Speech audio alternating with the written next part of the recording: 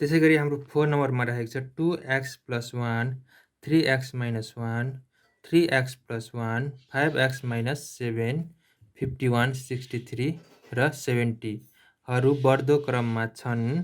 यदि यसको पहिलो चतुर्थांश Q1 20 भए x को मान कति होला? 2x + 1 3x - 1 3x + 5 5x - 7 51 63 and 70 are in ascending. If the first quartile is 20, what will be the value of x?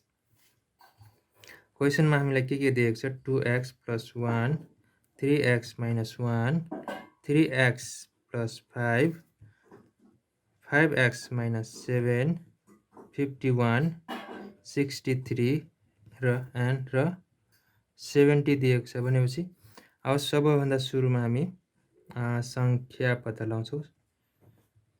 संख्या n = 1 2 3 4 5 6 7 1 2 3 4 5 6 7 भनेपछि 7 रहेको छ।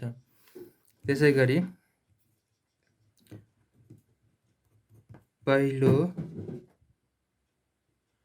पहिलो चतुर्थांश Q1 पर्ने स्थान = n + 1 / 4 औ पद n हाम्रो 7 रहेको छ +1 / 4 गर्दा 8 /